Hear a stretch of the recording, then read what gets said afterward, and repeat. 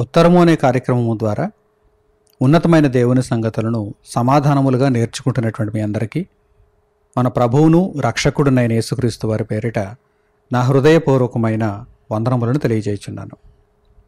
ఈ కార్యక్రమం ద్వారా పరిశుద్ధ గ్రంథము నుండి కొందరు అడుగుతున్నటువంటి ప్రశ్నలకు చక్కని సమాధానాలను మనం నేర్చుకుంటున్నాం. ఈ క్రమంలో ఈరోజు మనం ముందున్నటువంటి ప్రశ్న ఏంటంటే, యేసుక్రీస్తు ప్రభువు వారి యొక్క జననము, ఆయన ఈ లోకమందు ప్రవేశించటం ముందుగా ప్రవచనాలను అనుసరించి జరిగిందని మనందరికీ తెలుసు. అయితే ప్రశ్న ఏంటంటే,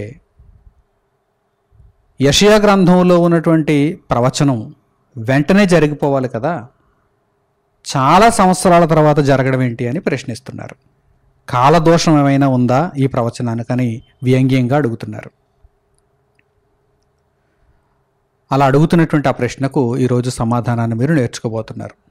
ఇంతకీ యెషయా గ్రంథంలో దేవుని కుమారుడైన యేసుక్రీస్తు శరీరధారిగా ఈ భూమి మీదకి వస్తాడనేటువంటి విషయాన్ని గురించి ఎక్కడ ప్రవచనము వ్రాయబడిందనేటువంటి విషయాన్ని ఇప్పుడు మనం చూద్దాం. యెషయా గ్రంథము 7వ అధ్యాయము 14వ వాక్యాన్ని మీరు చూడండి. యెషయా గ్రంథము 7వ అధ్యాయము 14వ వాక్యం. కాబట్టి ప్రభువు తానే యొక్క సూచన మీకు చూపును, ఆలకించుడి. కన్యక గర్భవతి అయి కుమారుని కని అతనికి ఇమ్మానుయేలును పేరు పెట్టును. ఇమ్మానుయేలు అనగా ఫుట్నోట్లో ఏమనుంది? దేవుడు మనకు తోడై ఉన్నాడు. ఇక్కడ ఈ ప్రవచనం మనకు కనిపిస్తుంది. ఇది యేసుక్రీస్తు ప్రభువారిని గూర్చినటువంటి ప్రవచనం. అయితే ఈ ప్రవచనము చెప్పబడిన తర్వాత వెంటనే జరిగిపోవాలి కదా అని కొందరు ప్రశ్నిస్తున్నారు. ప్రవచనము వెంటనే జరగాలని రూల్ ఎక్కడుంది? ప్రవచనం అనేసరికి అది వెంటనే జరిగిపోవాలి, అప్పుడే అది నెరవేరినట్టు.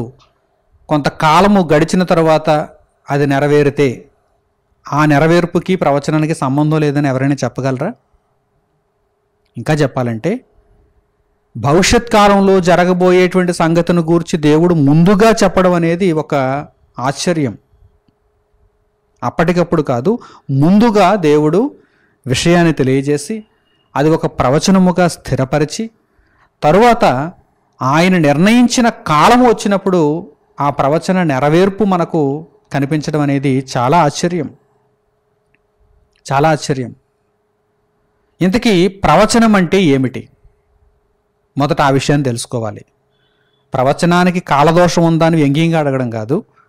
ముందు ప్రవచనం అంటే ఎటువంటిదో, పరిశుద్ధ గ్రంథంలో ఉన్నటువంటి ప్రవచనాలు అనగానే అసలు ప్రవచనము ఎలా ఉంటుందో, ఎటువంటిదో తెలుసుకోవాలి. ఈ విషయాన్ని తెలుసుకోవటానికి పేతురు గారు రాసినటువంటి 2వ పత్రిక 1వ అధ్యాయానికి రండి. పేతురు గారు రాసిన 2వ పత్రిక 1వ అధ్యాయము 20వ వాక్యం నుండి మీరు జాగ్రత్తగా చూడండి. పేతురు గారు రాసిన 2వ పత్రిక 1వ అధ్యాయము 20వ వాక్యం నుండి, ఒకడు తన ఊహను బట్టి చెప్పుట వలన లేఖనములో ఏ ప్రవచనమును పుట్టదని మొదట గ్రహించుకొనవలెను. First of all you need to know this thing. మొట్టమొదట నీవు గ్రహించవలసినటువంటి సంగతి ఏమిటంటే, ఊహను బట్టి చెప్పినవి కాదు పరిశుద్ధ గ్రంథంలో ఉన్నటువంటి ప్రవచనాలు. ఊహను బట్టి చెప్పినవి కావు. కన్యక గర్భవతి అయి కుమారుని కనును, ఆ కుమారునికి ఇమ్మానుయేలును పేరు పెట్టునని ఏదో ఎవరో ఊహను బట్టి చెప్పినటువంటి మాట అనుకుంటున్నారు. అది దేవుడు భవిష్యత్తును ముందుగా వ్రాయించి ఆ వ్రాయబడినటువంటి మాటలను స్థిరపరచడం. అందుచేతనే ప్రవచనం అనగా మొట్టమొదట నిర్వచనాన్ని తెలుసుకోవాలి, డెఫినిషన్. చూడండి, ఒకడు తన ఊహను బట్టి చెప్పుట వలన, కొందరు ఊహలను బట్టి చెబుతుంటారు. రాబోయే కాలంలో అలా జరుగుతుంది, ఎలా జరుగుతుందని ఊహలను బట్టి చెబుతుంటారు. ఆ ఊహలు కొన్ని నిజమవుతాయి, కొన్ని తప్పు అవుతాయి. ఆ ఊహలు కొన్ని నిజమవుతాయి, కొన్ని తప్పు అవుతాయి. ఎందుకంటే ఇది ఊహ, గెస్ చేసాడు, ట్రూ ఆర్ ఫాల్స్. కానీ దేవుడు చెప్పాడంటే అది స్థిరమైన మాట. ఆకాశము గతిస్తుందేమో, భూమి గతిస్తుందేమో, ఆయన చెప్పినటువంటి మాటలు గతించవు. అందుచేతని ప్రవచనం అనగా ఏమిటో మొదట తెలుసుకోవాలి. ఒకడు తన ఊహను బట్టి చెప్పుట వలన లేఖనములో ఏ ప్రవచనమును పుట్టదని మొదట గ్రహించుకొనవలెను. ఆ తర్వాత తెలుసుకోవాల్సినటువంటి విషయం ఏంటంటే, ఎలయనగా ప్రవచనము ఎప్పుడును పరిశుద్ధ గ్రంథంలో ఉన్నటువంటి ప్రవచనాలు, అవి ఇప్పటికే నెరవేరిన ప్రవచనాలు కావచ్చు, ఇంకా నెరవేరబోయేటువంటి ప్రవచనాలు కావచ్చు. నిత్య జీవాన్ని దేవుడు మనకు అనుగ్రహిస్తా అన్నాడు, నెరవేరబోయే ప్రవచనం. ప్రభువు రెండవ రాకడ జరుగుతుంది, నెరవేరబోయే ప్రవచనం. ఇప్పటికే నెరవేరిన ప్రవచనాలు ఉన్నాయి, నెరవేరబోయే ప్రవచనాలు కూడా ఉన్నాయి. చూడండి ప్రవచనము ఎలా ఉంటుందో చూడండి. ఎలయనగా ప్రవచనము ఎప్పుడును మనుష్యుని ఇచ్చను బట్టి కలుగలేదు కానీ, మనుషుల యొక్క కోరికలను బట్టి కాదు, మనుషుల యొక్క ఆలోచనలను బట్టి కాదు ప్రవచనాలు పుట్టాయి. మరి ఎలా పుట్టాయి? మనుష్యులు పరిశుద్ధాత్మ వలన ప్రేరేపింపబడిన వారై దేవుని మూలముగా పలికిరి. యెషయా గ్రంథంలో ప్రవక్త పలికినటువంటి మాట అతని యొక్క ఇష్టాన్ని బట్టి పలికినటువంటి మాట కాదు, పరిశుద్ధాత్మ వలన వారు ప్రేరేపింపబడి వారు పలికారు. అవి ప్రవచనాలంటే. ఆ ప్రవచనాలు నెరవేరే కాలంలో నెరవేరతాయి.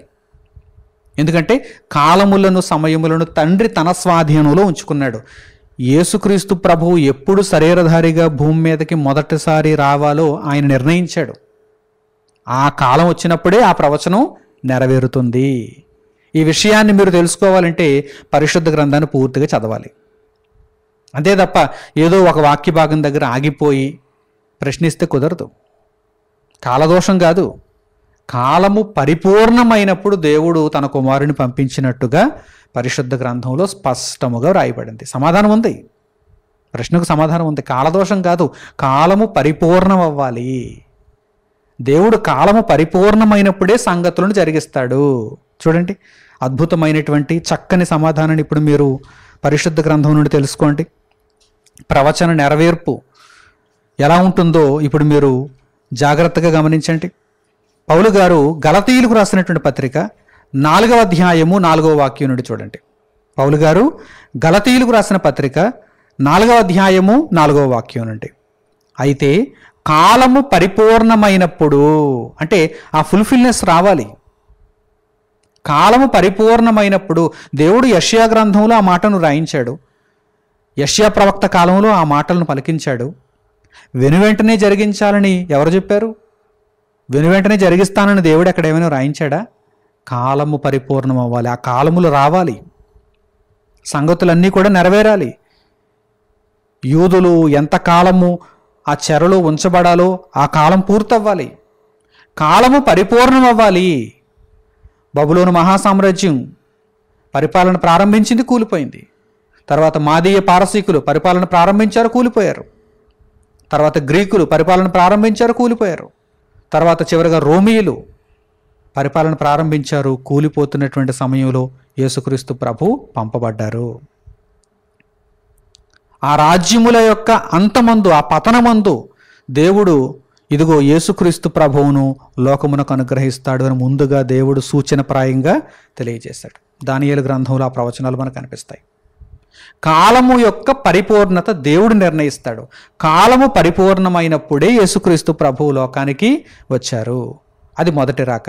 రెండవ రాకడ కూడా అంతే, కాలము పరిపూర్ణమైనప్పుడు రెండవ రాకడ జరుగుతుంది. కొంతమంది కంగారు పడిపోతున్నారు, ఇంకా ప్రభువు రాకడ జరగలేదేంటి, జరగదేమో అని చెప్పి వ్యంగ్యంగా మాట్లాడుతున్నారు. కాలము పరిపూర్ణం అవ్వాలి, కాలము పరిపూర్ణం అవ్వాలి.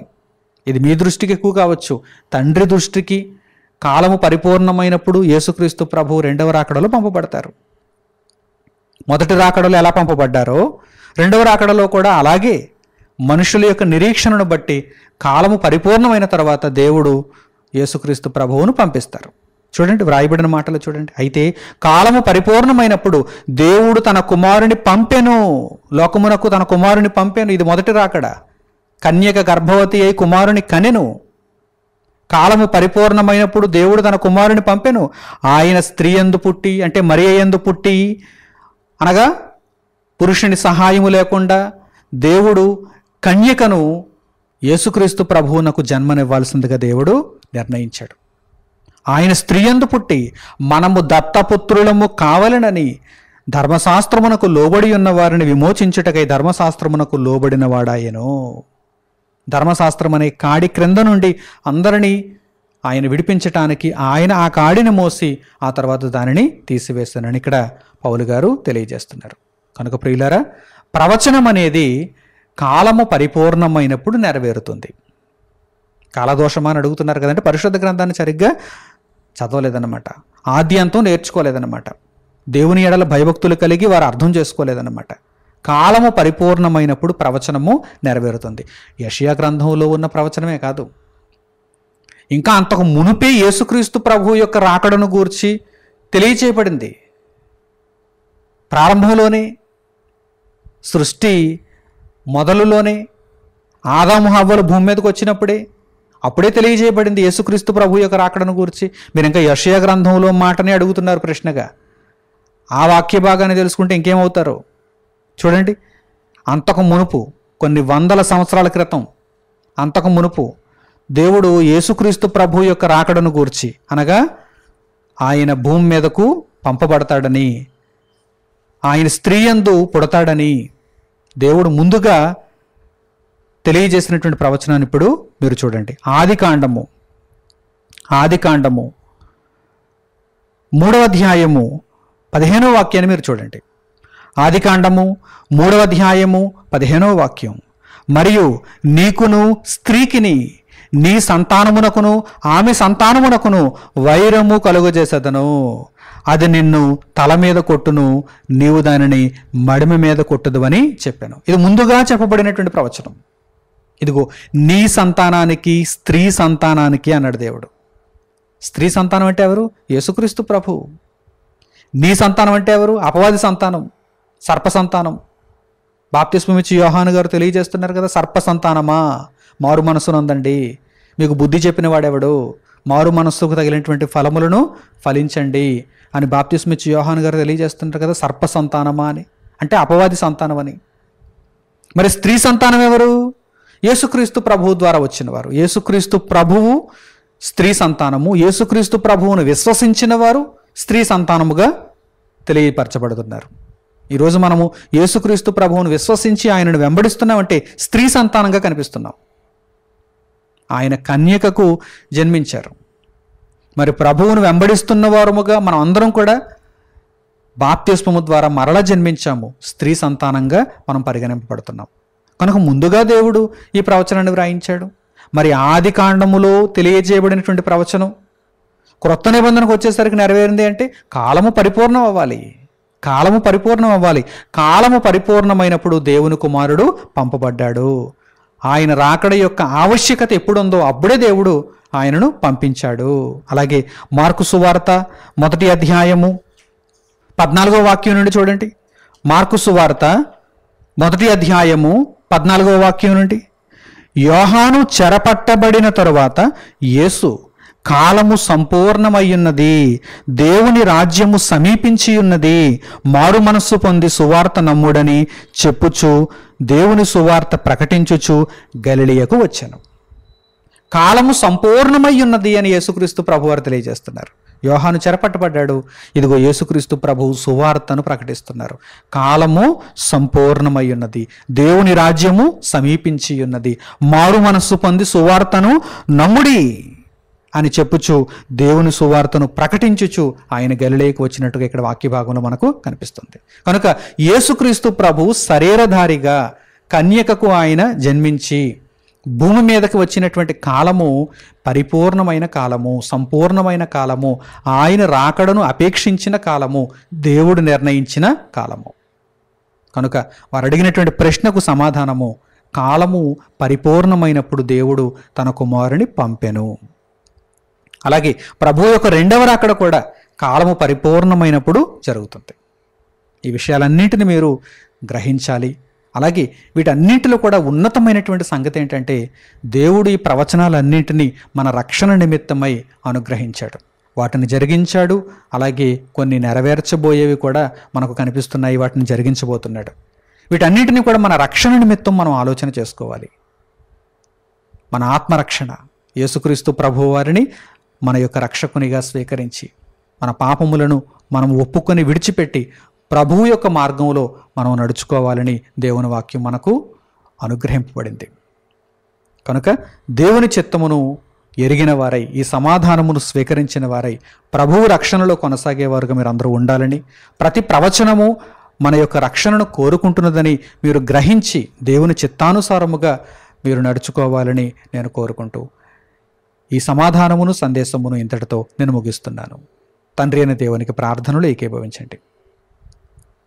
మహోన్నతుడైన మా కన్న తండ్రి, పరమాకాశములలో ఆసీనుడు అయి ఉన్న మా అధిపతి, మా రాజా, మీ ఉన్నతమైనటువంటి ప్రేమకు మీరు అనుగ్రహించిన ఈ మహాజ్ఞానము కొరకు, మీ సమాధానము కొరకు మా హృదయపూర్వకమైన కృతజ్ఞతాస్తుతులను మీకు తెలియజేస్తున్నాము. మా తండ్రి, మీరు ప్రవచనములను ముందుగా ప్రకటింపజేశారు, వాటిని నెరవేర్చారు, ఇంకా నెరవేర్చబోయేటువంటి ప్రవచనాలను కూడా మా ముందుంచారు. వీటన్నింటినీ స్థిరమైనటువంటి వాక్యములుగా మేము నమ్ముచు మీ కుమారుని నామమందు విశ్వాసముంచిన వారమై రక్షణలో కొనసాగగలుగుటకు మాకు సహాయమును అనుగ్రహించండి. తండ్రి, మీ బిడ్డలందరూ మీ చిత్తమును తెలుసుకొని ప్రభువు మార్గములో వారు కొనసాగలుగుటకు సహాయమును దయచేయండి.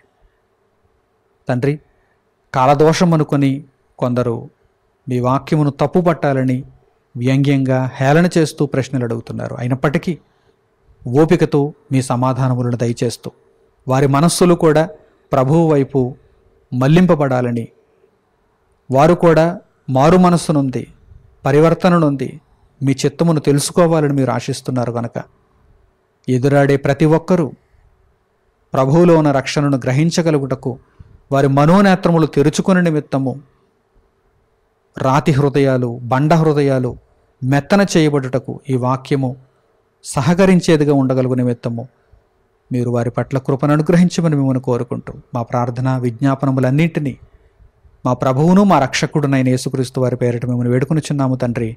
ఆమేన్. అందరికీ వందనములు. సెలవు.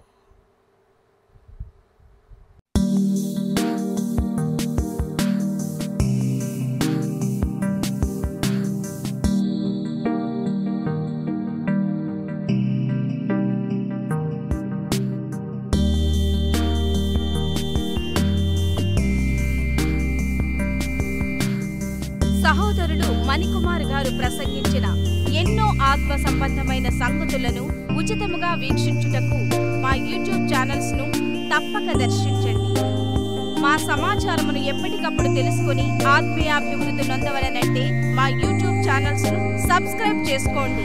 సత్వర నోటిఫికేషన్ల కొరకు సబ్స్క్రైబ్ బటన్ ప్రక్కనే ఉన్న బెల్ సింబల్ ను క్లిక్ చేయండి. మరిన్ని వివరములకు మీరు సంప్రదించవలసిన మా ఫోన్ నెంబర్స్ 8978414178 మరియు 83392766. ధన్యవాదములు.